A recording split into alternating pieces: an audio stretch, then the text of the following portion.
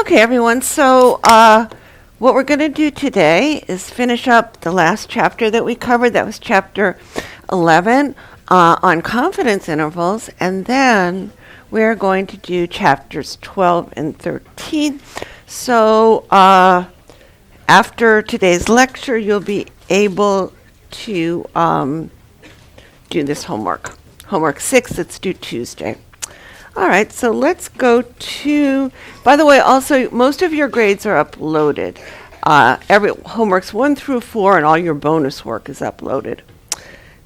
So now let's go to the document camera and finish up where we left off here. So let's first just look at the bottom of page 62. We were talking about how to do a confidence interval when we were using the t distribution. So we saw that there were a series of t curves, and because we were doing it in this example, because we didn't know this. Remember what we're doing here? We have some population parameter we're trying to estimate with our statistic, and if we don't know the standard deviation of the population, we have to estimate it with our sample standard deviation. And that estimate is low when, a little bit low when you have a small sample. And so we had to adjust it by, instead of when you take a standard deviation, you usually divide by n. You take an average of the sum of the squared deviations, and then take the square root. But now, dividing by a slightly smaller number, n minus 1, it gives us a better estimate of the standard deviation. So that's called SD plus. We're calling it that. So as a reminder that we have a little bit more uncertainty, so we have a little bit bigger standard deviation in our sample than we have in the population. We have a little more uncertainty. So that means also that we get these wider confidence intervals because the sampling distribution doesn't follow, when we do that estimate and convert it to what our usual z-score is, it doesn't follow the normal curve, it follows these t curves. And there's a different one for each degree of freedom, and the thing to remember is we have more uncertainty. So on the t curves, they're fatter in the tails, a little bit less area in the middle, so you have to go out farther to get these critical values. So we saw that in order to get a 95% confidence interval using the t, we had to look it up on a table for 15 degrees of freedom, and we saw that our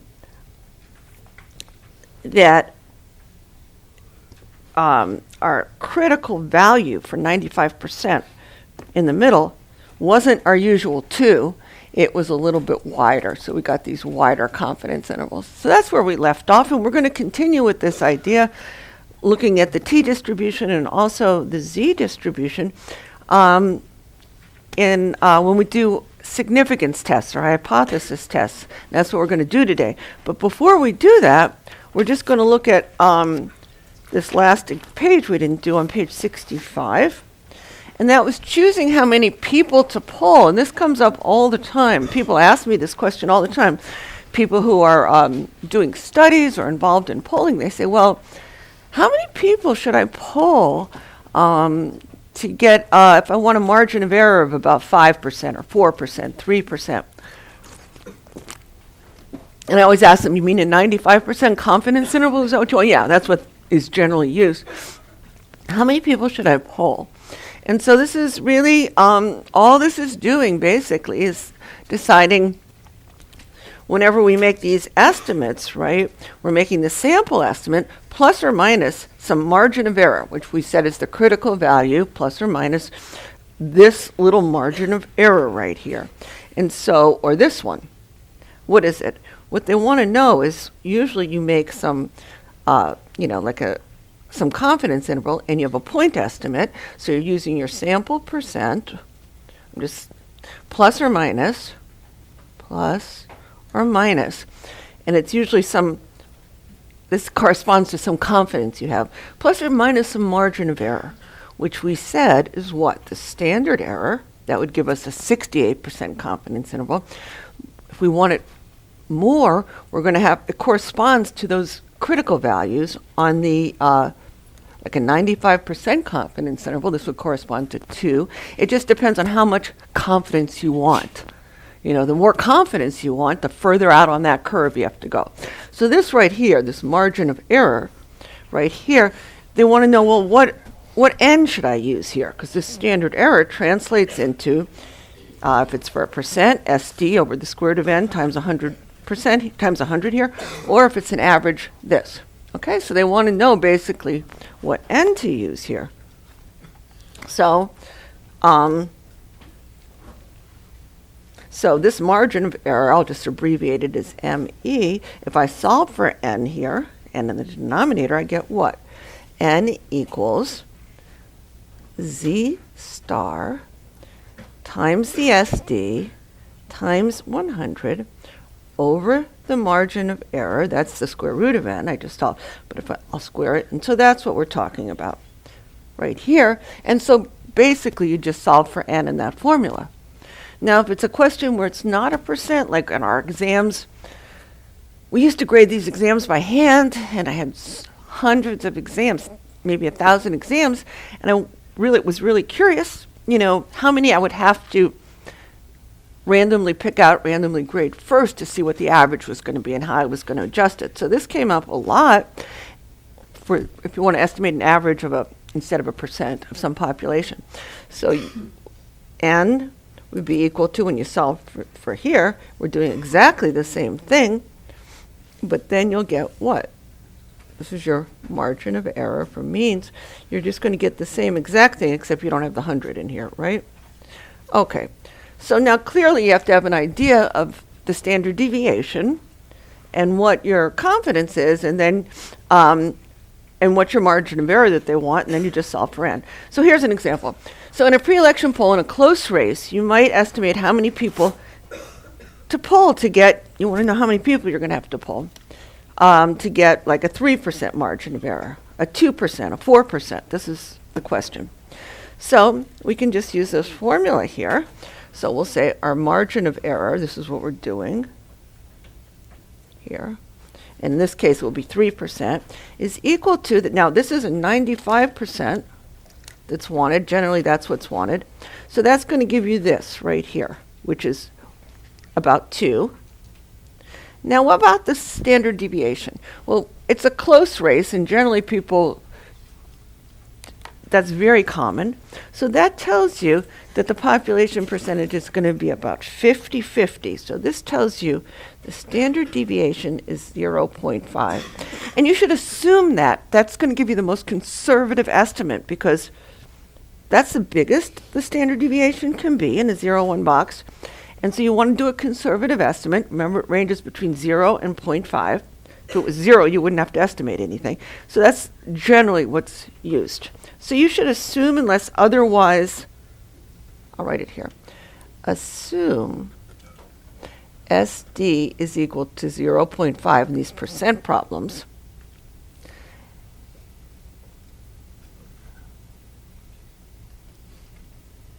Unless otherwise told.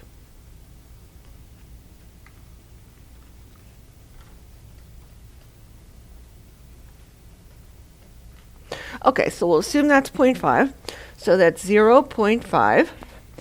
And then just times 100 over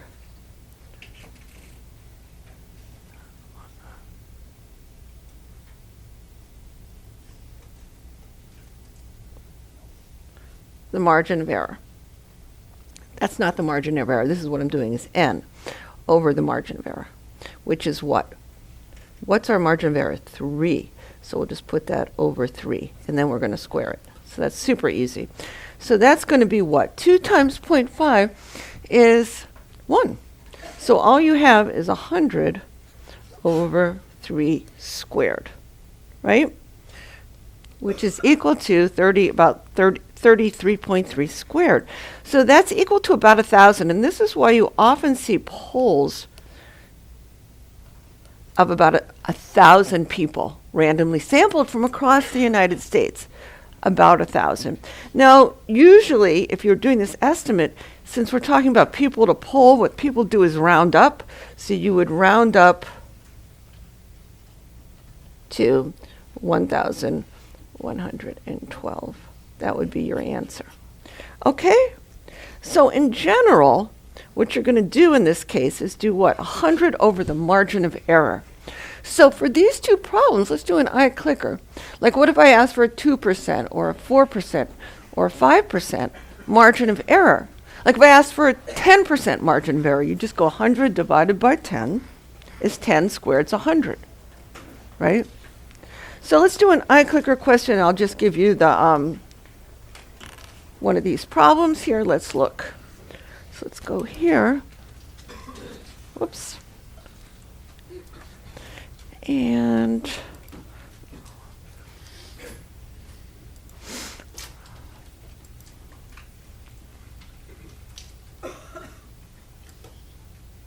okay.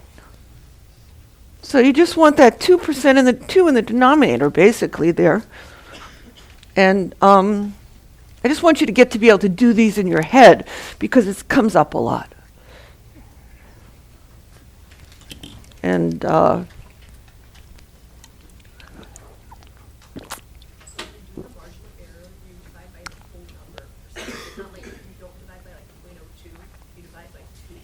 yes. Yes. So in that formula I gave you, we're doing percents. So don't divide by 0.02, divide by the whole number 2, because we're talking about percents. Because we put 100% on top. If we didn't put that 100 in, then you'd have to. Okay, so people have got that answer. I'm going to close it. Okay, let's see what you answered. Great. That's right, because, let's see if I have another one. Because what you do, 100 over 2 is 50, and 50 squared is 2,500. All right, let's see if there's another one on here. I can't remember what my next question was. That's why I'm doing this. So let's see. Okay, let's do this one now.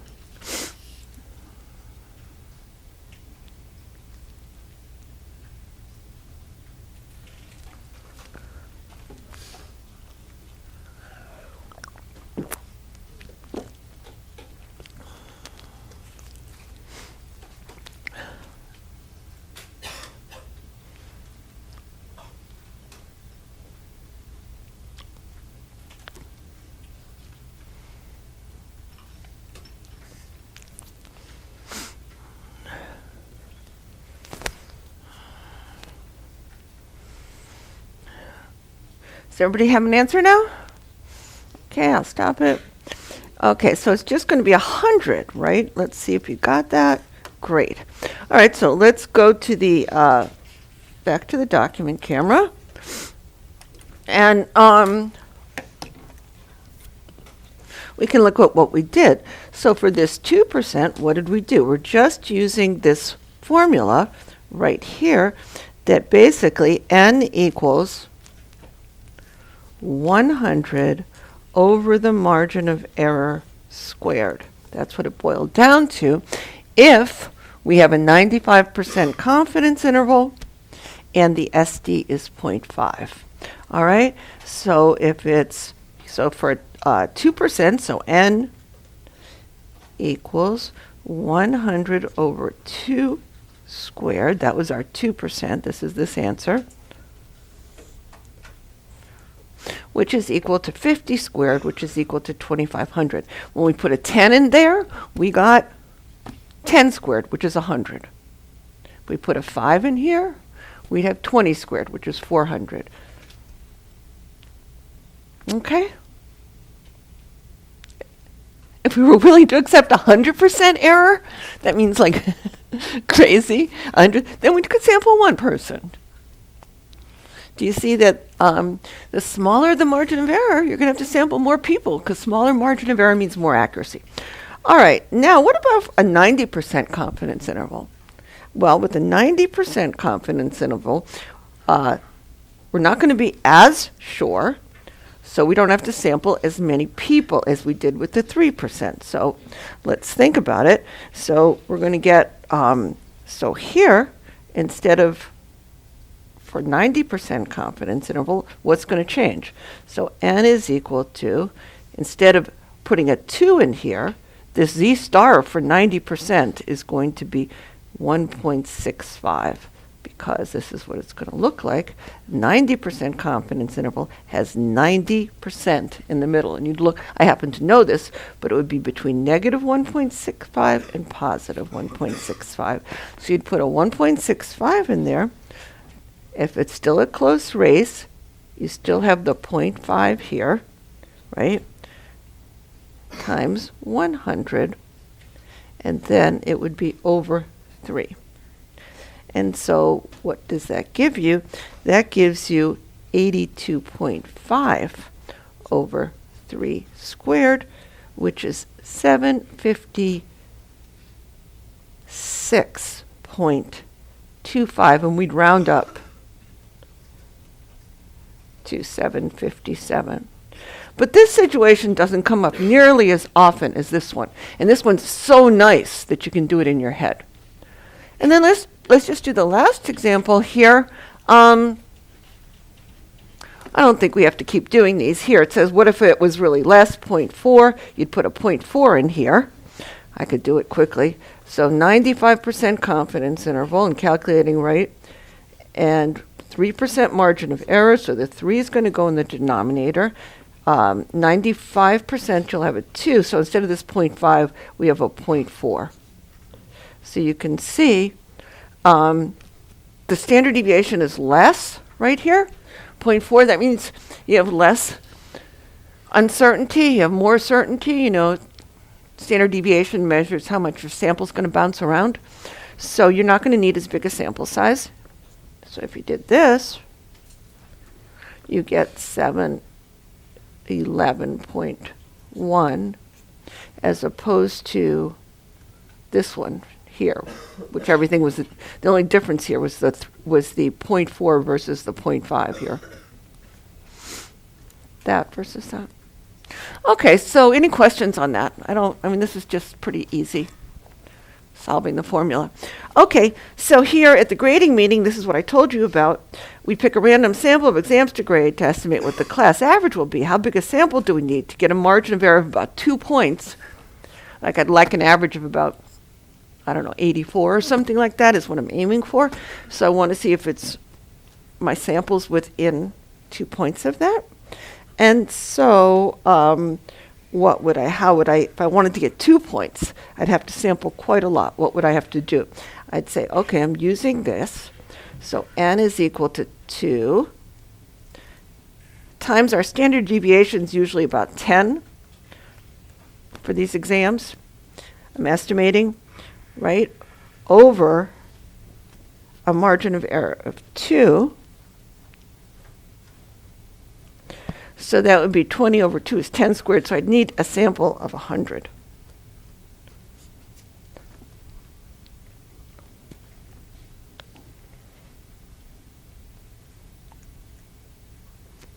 Okay? That's the idea. Yes? Are you not multiplying by 100 because it's an average question? Oh, right. It's an average question. Multiplying by not, yeah, that's right. That's why I'm not. Good question. I didn't put 100 in there because it's an average. Does everybody understand that? All right, let's move on to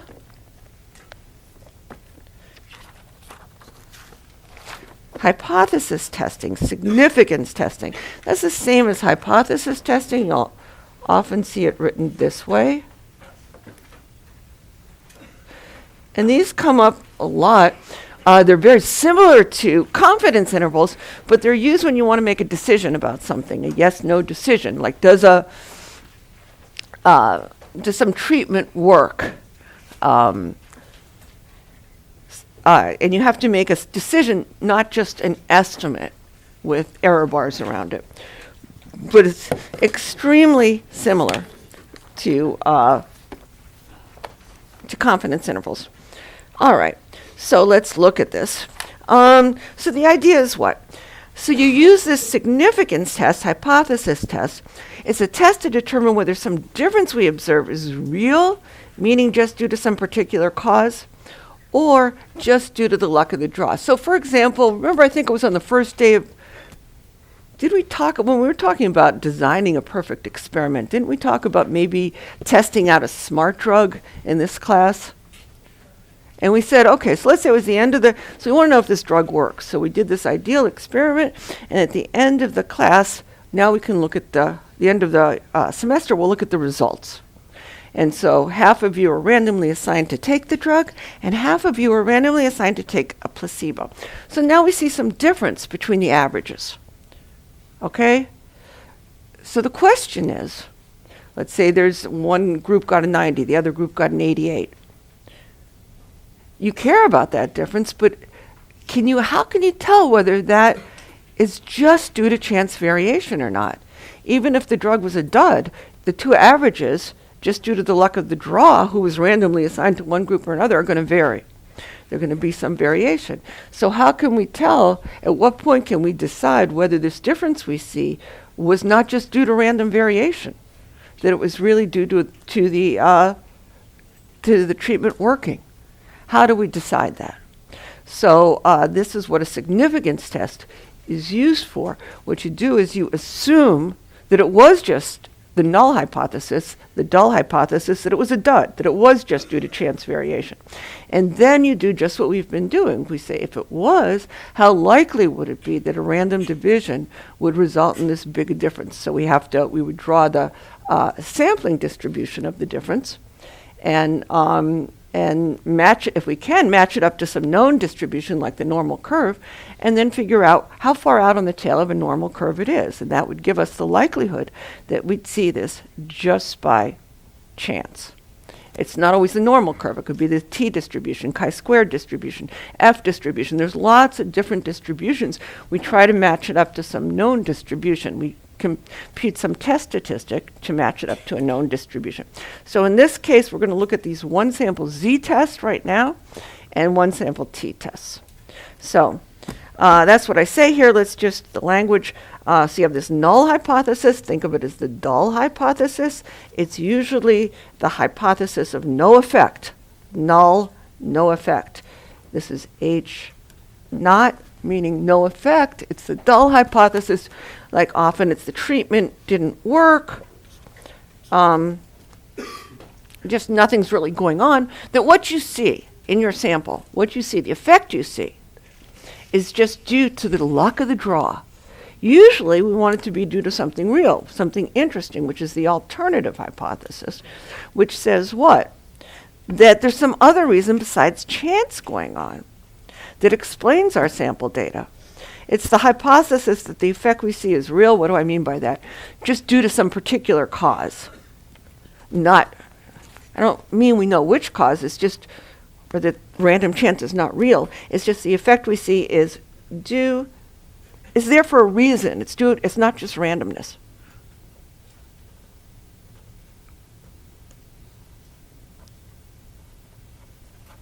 Okay, so that's usually the interesting one that we're trying to prove. So we want to reject this. Often people want to reject this null and say, no, it's not just chance. This difference we see is because of that treatment we have and not just due to chance variation.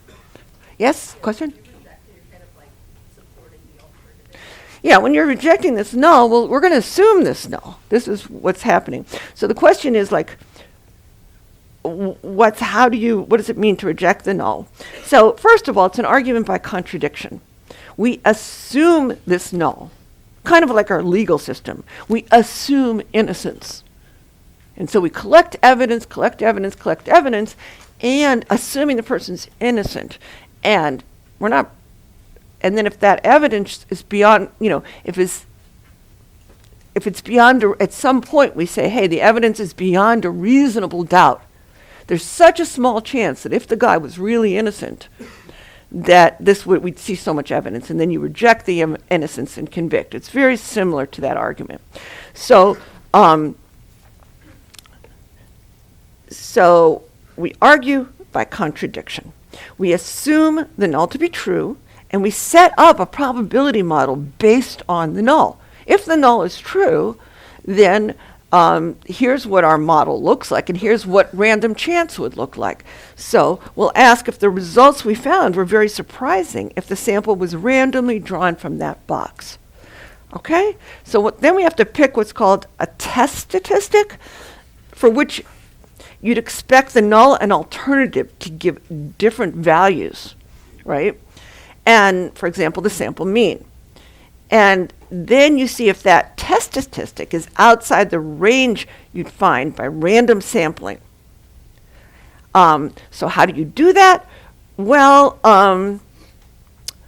you have to find a test statistic or pick one that has a known sampling distribution.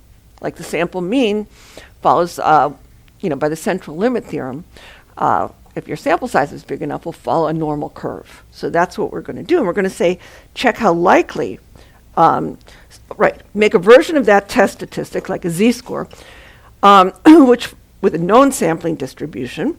And then we check how likely it would be to get that test statistic, or one even further, even more extreme if the null were true. And that's called our p-value. Okay? And then the idea is basically, the idea is this. In a nutshell, you'll understand it more when we do an example, but you assume that the null is true. So this is, you assume that nothing is going on. Assume null is true.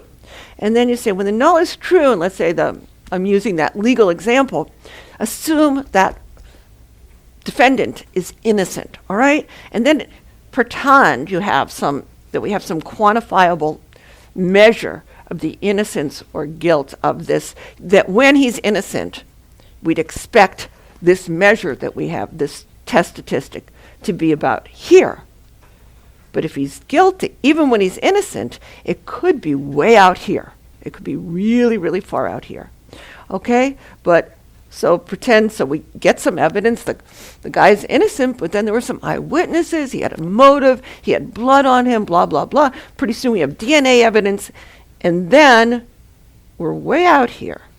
So we say, yes, it's possible, that even the DNA could be a mistake and everything, but that we're so far, this doubt here is way beyond a reasonable doubt. This tiny little bit of doubt that's left is the p-value.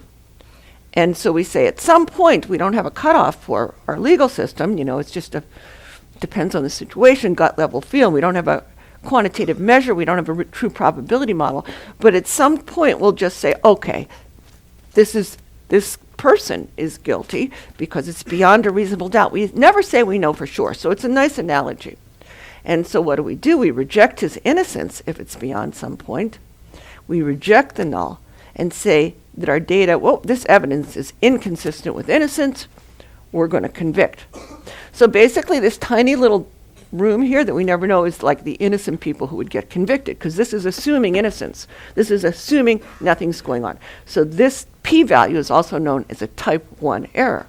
It's the probability of when the null is true of making the wrong decision. You see, all these are made under uncertainty, otherwise we wouldn't be using statistics. We're never going to be certain of our decision. We don't need statistics if we have some infallible other method. But this is what we use when you make decisions under uncertainty. So this just says, okay, at what point are we going to decide? So right here, this is the p-value, but we might set a null cutoff somewhere else. Like this could be our null cutoff. And that's, we set that, and we say, okay, if we're beyond that, if our p-value is smaller than that, we're going to reject the null. So let's say, if the p-value is very low, we say the data support rejecting the null hypothesis. How low is very low? So the convention is to reject the null when p is less than 5%. So this null convention right here, this is usually set at 5% of the area beyond it. Okay, so this area all the way here is 5%. So that's what's called the null cutoff. It's also called a significance level, alpha of 5% or 0.05. All right. And then if something's highly significant, p is less than 1%, which would be another cutoff, we call it highly significant. Now this is really up to you. This is convention. I mean, think about it. If this was a jury trial, would you really want, let's say the defendant was on trial for murder, would you really want to set it at 5%? That would mean that 5% of the time you're going to be, if you believe in the death penalty, would be killing innocent people. You would want to go way, way less.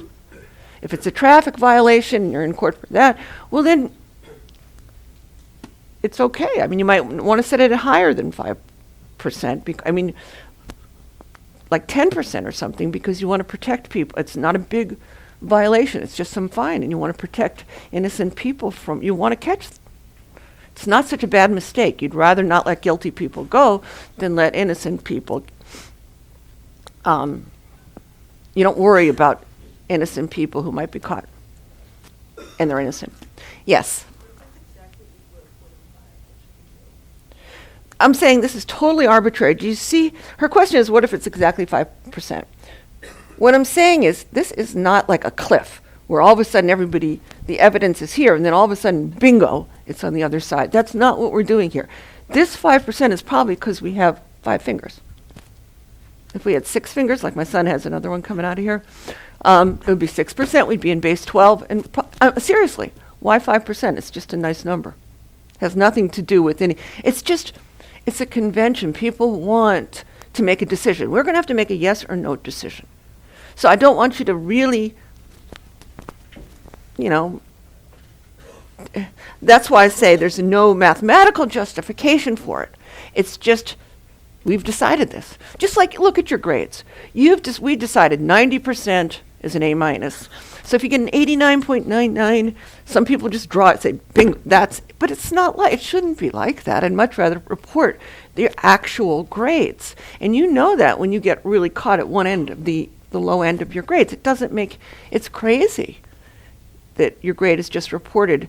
92.99 gets reported as A minus, and 93 gets reported as a. I don't do that. I don't believe in this stuff. I always do a different system, but that's what we have to list something, because whenever you make a cutoff, I wish we could just give percentages. All right, do you understand? And I wish you would treat that this way too. I mean, your grades I treat much more seriously than that. I list them in order from highest to lowest and look for natural gaps. I don't give 2 people that are that close to each other the same grade. So I hope you treat your research just as any question you're interested in that way. So reporting the p-value is important, and not just saying rejecting or not rejecting.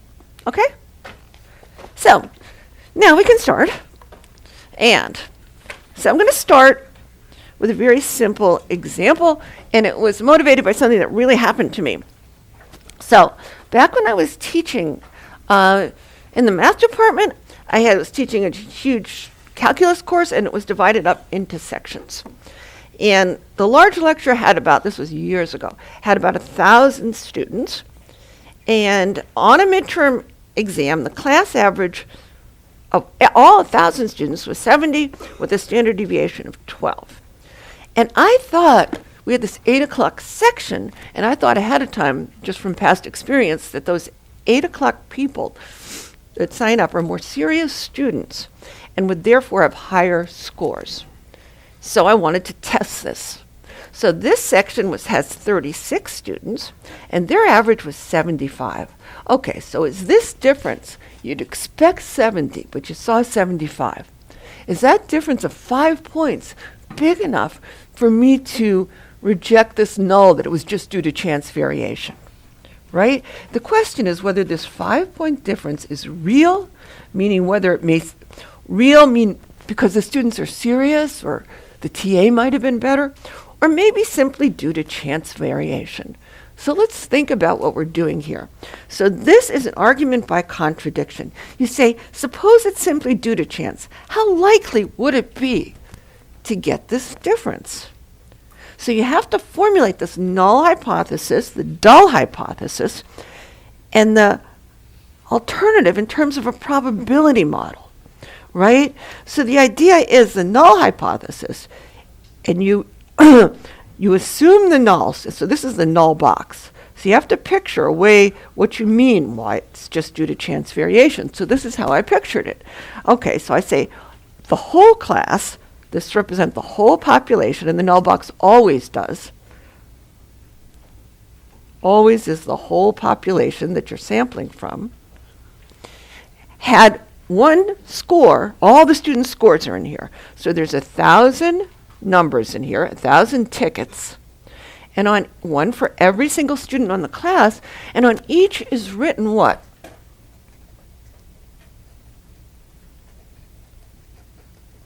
An exam score.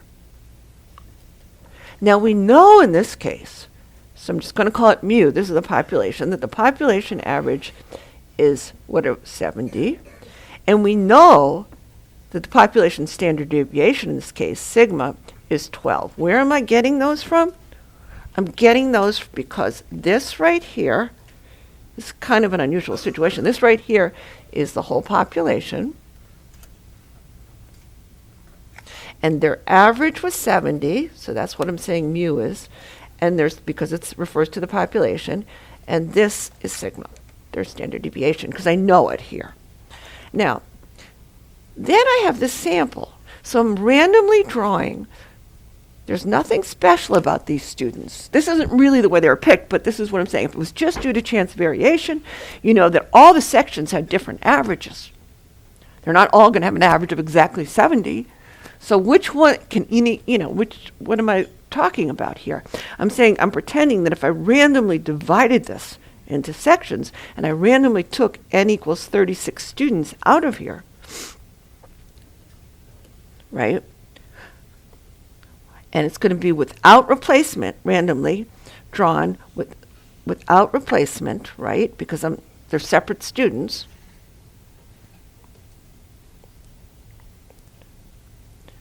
Right? And what did I get? I got this observed, this 75 here. So this is what's called my observed. This is what I'd expect, and this is my observed sample average. And what we call it is X bar, right? So I'll just put that in parentheses. It's the observed sample average. We're calling this is sigma, and this is mu, and this is X bar, and this was 75. So we're looking at the difference between these two. The observed minus the expected. We're going to get a z-score down here. The observed average minus the expected. All right, so I should write that down. The expected sample average, otherwise known as the expected value of the average, right, of the sample average, that is equal to 70. All right. Now, the idea is that the alternative hypothesis says that this difference right here, this difference between your observed minus your expected, between mu minus X bar, that difference of 5 points is too big to be due to chance. We think right here that the scores, even before we looked at it, we said that the average is going to be higher, right? The alternative hypothesis says the average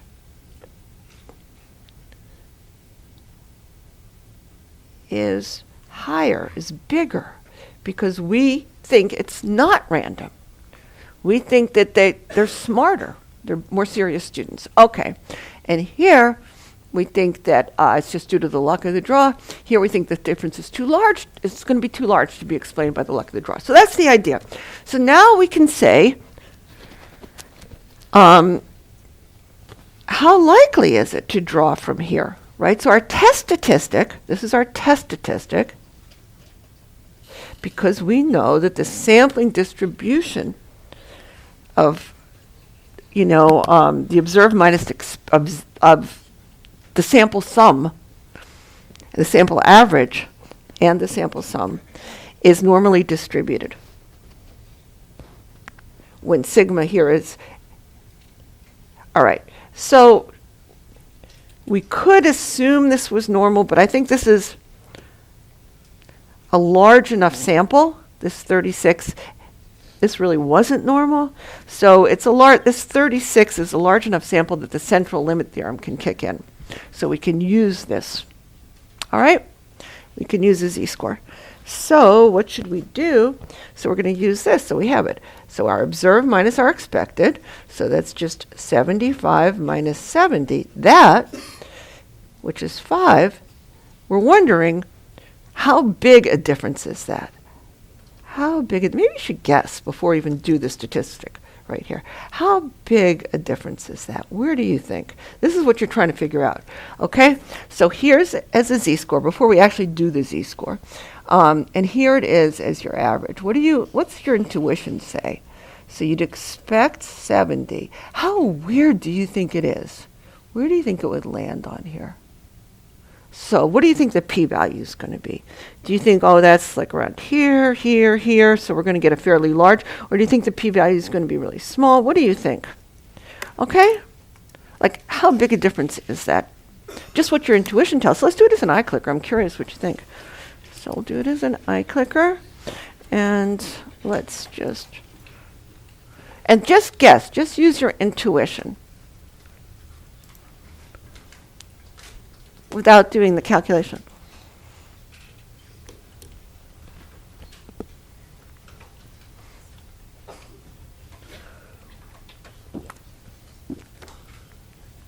Like, how far out do you think it is? Do you think it's like so that there's only a tiny little bit of area left? There's a lot of area left, or where? We know it's, here's 70, that 5-point difference. Do you think there's like about 30, more than 30%? Just picture it on here. You're just picturing out how weird it is. You expect 70, where is 75 on there? All right, so let's see what y'all think. It's just your intuition is what I want you to use. So let's stop it and see which one you chose. Okay, so most people think between 5 and 10%, but it's really all over the place. But this was the most common answer, somewhere between 5 and 10%. All right, let's do the problem and see. This is why we need statistics, because there's a lot of uncertainty of people. Let's see if we're right. See if people's intuition, what they think. So we'll go back to the document camera. All right, so now we have to get this, we have to say the observed minus the expected right here over, what's this? Over some standard error. And it's a standard error for the average. If you wanted to write it in more formal terms, we'd be writing what? We'd say z is equal to x bar minus mu over the standard error of x bar. I'm just writing it in this language. All right, so this is what we're trying to figure out. So let's just get that standard error for the average. And we know what it is. It's the standard deviation of the box, which we know, sigma. Now we're going to multiply or divide by the square root of n. We're going to divide because it's sigma over root n. And we know that, so that's 12 over the square root of 36, so that's 2. So we have 2.5. So now we can do this more easily. We can say, okay, this is 1, 2, 3, or something like that. Negative 1, negative 2, negative 3. Anyway, we want 2.5. That's where 75 lines up with z equals 2.5. So we want between 2.5 and negative 2.5. Negative 1, negative 2. Okay, negative 2.5, let's see. So we have to look that up.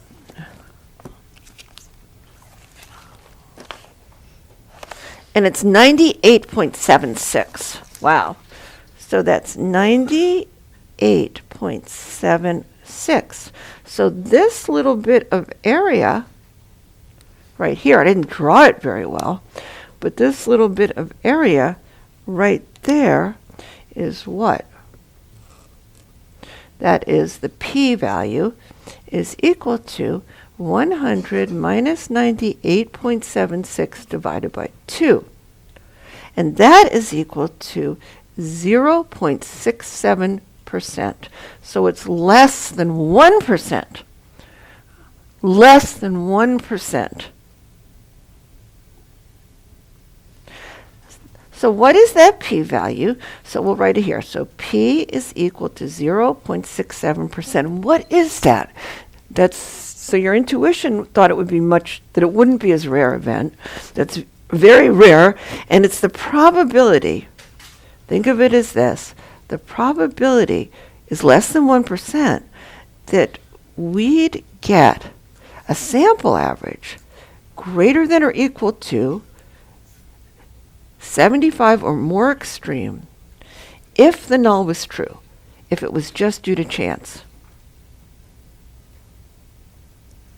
So what do we conclude?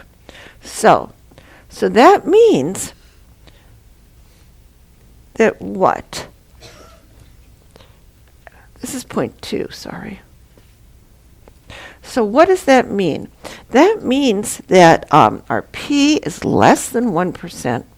So the result is highly significant. So we reject the null.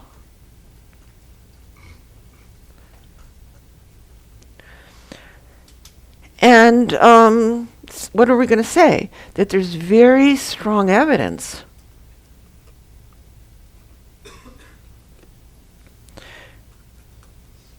we can't say that the students are more serious. We can't pick out, or there's a lot of possibilities. The TA could have been better. That what? Something besides chance is going on.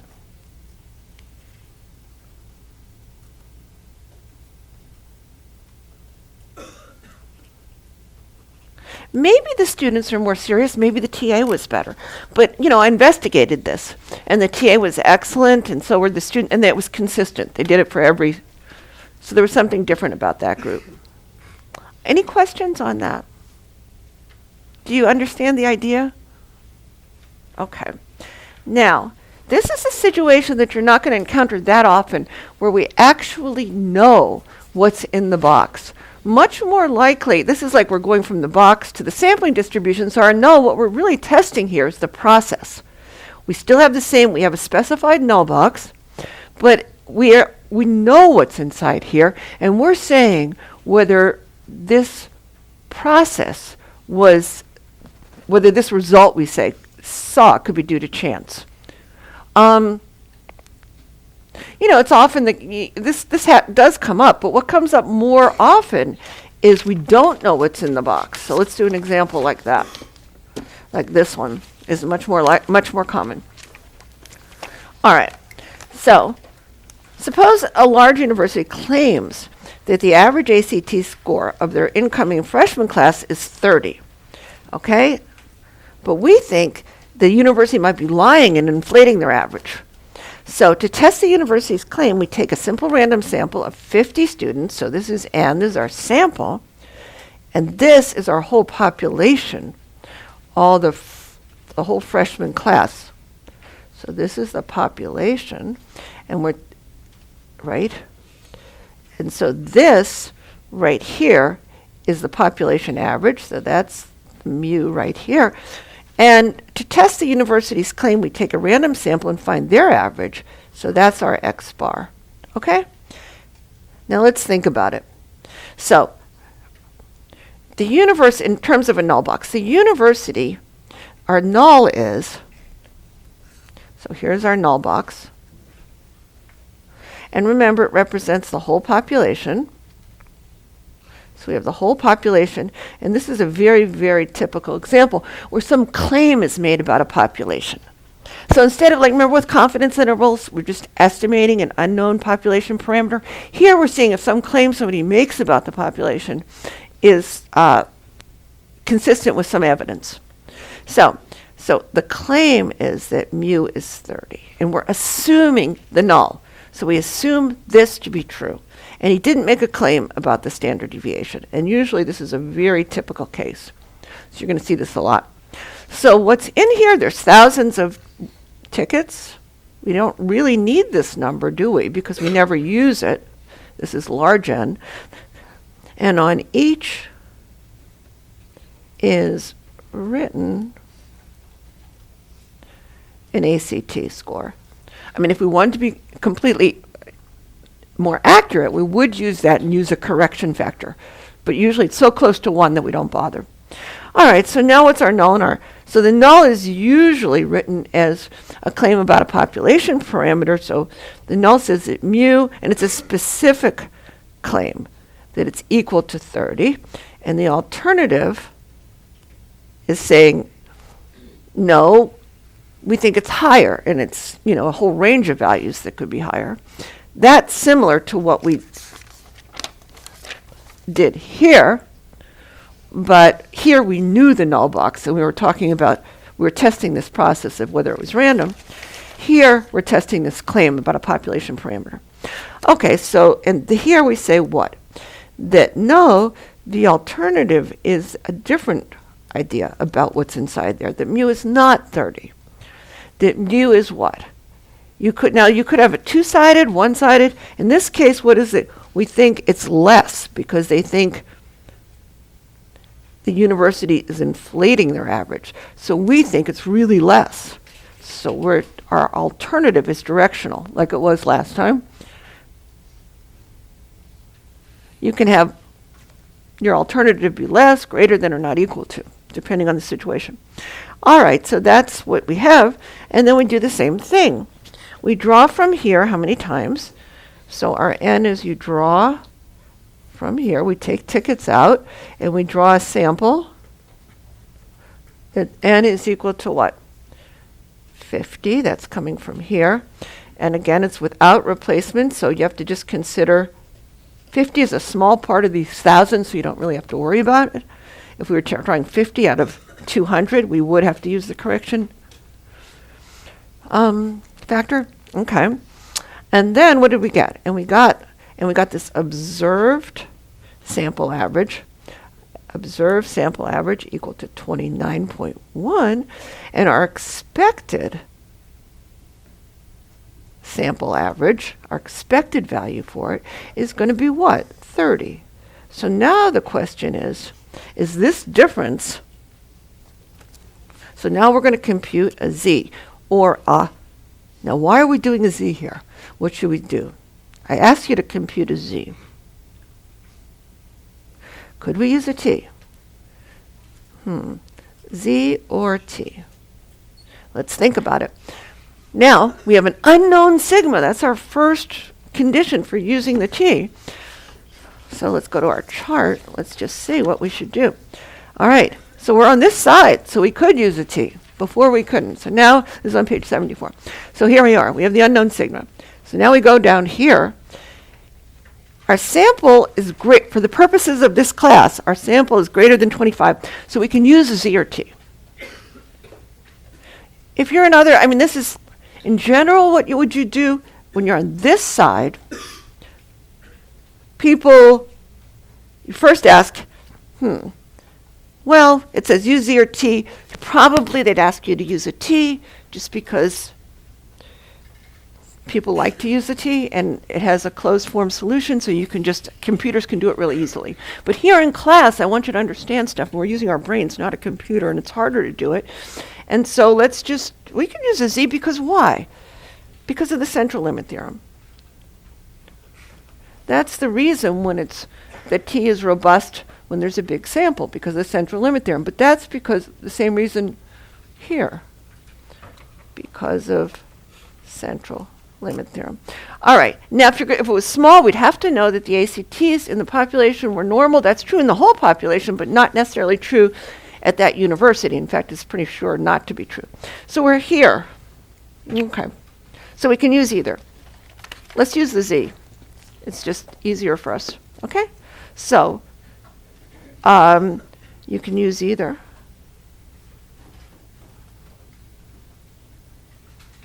Since n for our class is greater than 25.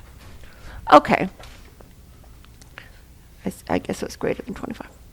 All right, so now let's do it. I'm sorry to get you distracted there. Let's just go quickly here, because you know what we're doing now. We have the observed minus the expected over the standard error for the average. So the idea, and here we have the standard error for the average. So what is the standard error for the average? Remember, that's SD of the box, which we don't know, sigma, over the square root of n. So, what do we know? We know this right here, SD of the sample, and we're going to use it to estimate SD of the box. That's our SD of sample. If you wanted to use the t, you'd just make that adjustment, okay? Or you'd make that adjustment by saying so here, I'll show you what we're going to do. 4.5 over the square root of 50. And we get, what? 0.636. If you wanted to use the t, you'd use SD plus, and you'd say 4.5 over 49. So it'd be 4.5 over 7, which is something like 0.64. So it's not very much different there. All right, now, so let's do this. So what is this? So we have 29.1 is what we observe, minus 30 over 0.636, and we get negative 1.4. That is our z-score, okay? It would be very similar if it was the t. In fact, it is. With the rounding, it would be the same thing. But it'd be a little bit smaller if I didn't round. And then you have, what are we doing? We're just matching it up with the normal curve. So we're saying we're going to look up 1.4. Let's do that. So 1.4. And what do we get if we look up 1.4? So we get 83.85. Let's just round to 84% in the middle. So that means 16 on either. Together is 16. So that would be 8% here and 8% there is between negative 1.4 and positive 1.4. All right, there's the 0, and that matches up with what? That's 30, our expected value, as an ACT, and this is as a Z, and this is 29.1. So that's where it matches up. And this right here is our p-value. Okay? Any questions on that? So our p is equal to 8%. Now, if we want to use that null cutoff, where would that be? Our null cutoff, let's just say if we wanted to use the 5% null cutoff. So let's say that's our 5% null cutoff. So that's our usual significance level of the 5% null cutoff.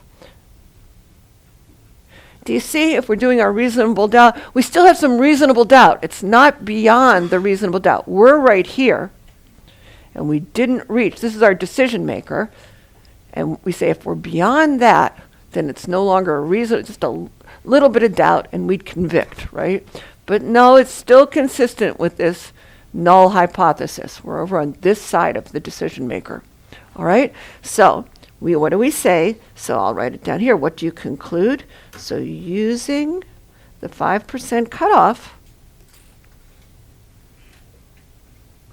we cannot reject the null.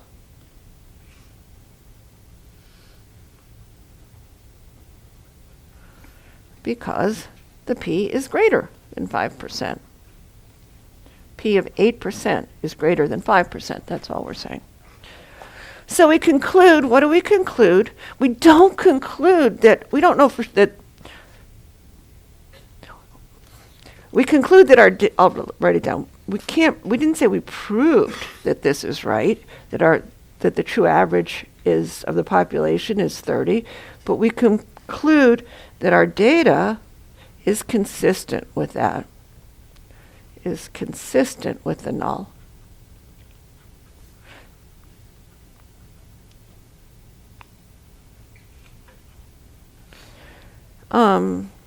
We haven't proved the null is true.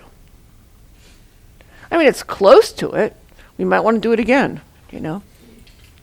We prove that the data is consistent. We never prove the null is true because we assume the null is true to begin with. You can't prove something that you assume is true.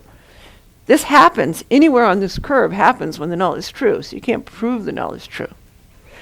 Think about it this way. It's like we didn't have enough evidence to convict. You know lots of times that, you know, just because somebody doesn't get convicted doesn't mean they're innocent. We didn't have enough evidence to convict. People make that mistake all the time. We let people off, but that doesn't mean we've proved they're innocent, just we didn't have enough evidence to convict them. Does that make sense? Okay. Not enough evidence to reject null. Please don't make that mistake of, like, some people do that all the time, of saying, oh, 5.1, let's say we were right here, right on this side. You shouldn't, you know, just like you'd get really frustrated if I did that with your exam scores, because it's not really a measure of how much you know, that tiny difference. It's a curve here. It's not a sharp drop-off. All right, let's see what else to do. We should probably do a T. We don't have all that much time. Why don't should we skip this one for now? This is, we'll skip this one for now. And maybe we'll go back to it. But what I want you to look at is, I want you to get to the next chapter. And when do we use the Z and when do we use the T? And let's do the same example both ways. So as we said before, that when do we use the T? We use this T when we have this unknown sigma, right? And we have to estimate it. And when these three conditions are met, we have to use it. Okay, let's look at it. It's so much easier to look at the chart. All right, so when we know sigma, never on this side do we use the T. Now, we have a choice here. For on this side, we can use, even if we have a large sample, you can use T. That's fine, and most software programs do. But we can't use Z if the sample size is small, because before the central limit theorem kicks in, we really shouldn't. So we will use T as long as the population is close to normal. We need to know that. Now, what if the population is not normal? If we have small samples and the population isn't normal, that's before the central limit theorem kicks in, we're going to have to do something else. And so we are going to learn other methods to deal with this. But a lot of the course will learn other methods. But for now, if we're in this situation where the sigma is unknown, the sample is small, and we have a population, these three conditions are met, then T really is our choice. That's the best. Don't use, when those three things are conditions, then we really don't have an option to use Z. T is the only thing we should be using. That doesn't mean you can't use T here too. You can. So that's the idea. So here's a situation where we're going to have to use, let's highlight this, and then the small sample, we're just going to say in our course less than or equal to 25. If it's greater than, we'll use Z because of the central limit theorem.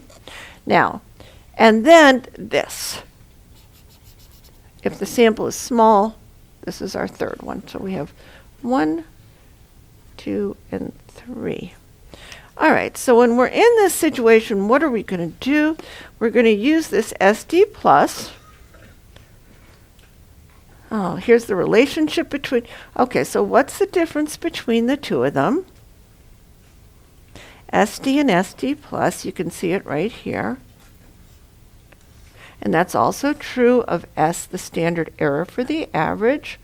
That same relation's going to hold. This is how they differ. And you can see that as n gets big, this difference gets really small. So like when n is 26, for example, how much do they differ? Well, the SD plus is going to differ by a factor of 26 over 25 times the SD. And that's only a difference of 1.02. So it's really not that big a difference, okay? So let's just do an example.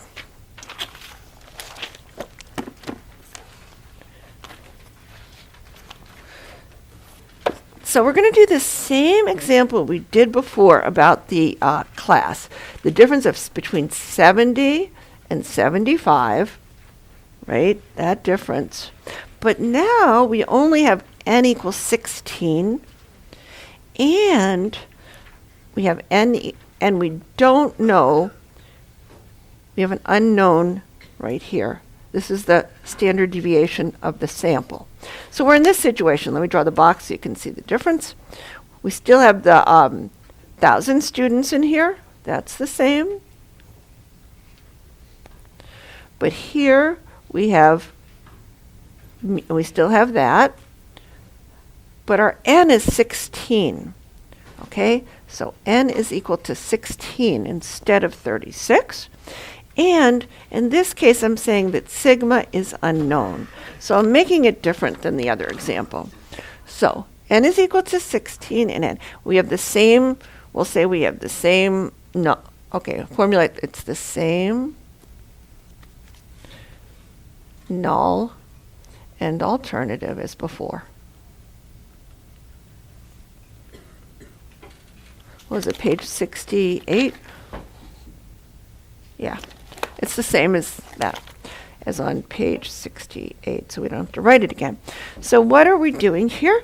So all we're saying is, okay, so now we have n equals 16, and we have our observed x bar, our observed average is equal to 75. Our expected, it's the same thing, 70. So what's going to be different here? Let's just do it quickly. So instead, we're going to have to use this t. All right? So t is going to be equal to what? It's going to be equal to 75, the observed, minus the expected. That's our same 5-point difference. But now, what is it going to be over? Instead of, it's going to be over the standard error plus. We're going to use that. So we're going to be using standard error plus for the average. All right, so basically what we're going to be using is we can't use this 12. We want to use, so it says compute the SD plus. So we'll say SD plus is equal to this 12, but we're going to make it a little bigger this way, times, that's what SD plus is, and that's what we're going to use as our estimate. All right, so this right here, we could use that, but that's the same exact thing. Okay, so that's the same exact thing. Remember what we're doing here. So SE plus for the average is equal to SD plus over the square root of n. So we could take that over the square root of 16, which simplifies to, it's easier in this case, to do this. All right, so we're going to do that, and that's 12, instead of saying 12 over the square root of 16, which would give us 3, we'll say over the square root of 15, and that gives us 3.1. It's a little bit bigger than we'd get. We would have gotten 3. So we stick that here, and that gives us a t of 1.61. All right, now we get to the point where we're going to have to draw this curve here. So, so right here, we have a series of curves. So what does it say to do? Compute the p using, well, there's a lot of curves. Which one are we going to use? We have to figure out the degrees of freedom. So the degrees of freedom, remember, are the same, n minus 1. It's the same thing we're dividing by, so that's 15. So if we looked on the chart, they say look on the chart. If we looked on the chart, we'd be looking here at 15 degrees of freedom, which is here, and now we have we want a t of 1.61. So that would be like, so we'd be right here, and that's between 1.61 is between those two values, right? So it's between a 5% on the tail or 10%, somewhere in between that, which really isn't that accurate. So we're going to have to do something else. All right, so there's a different, okay, so find the p table by using the t table. If we do that, we get p is between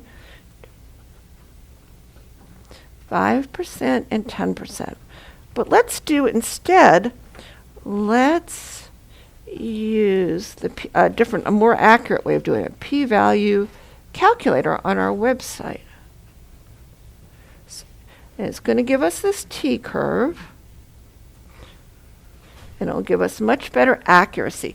So we're going to look up this 1.61 and find out where it is between, okay, here's where it is on here. Okay, so let's go to our calculator, and you can use this. It's just not, unfortunately, not available on the, is there any more iClickers to do before we quit? Let's see.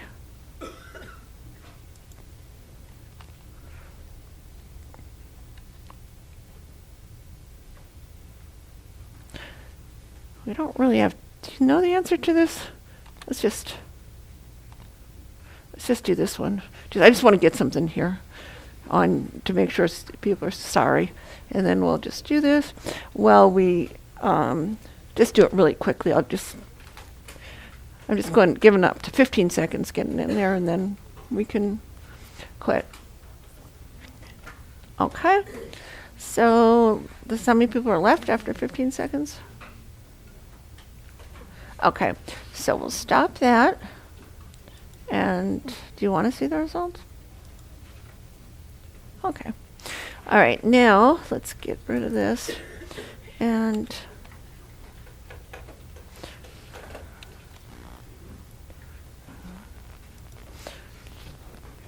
all right, so I just want to go to here and show you how to do this.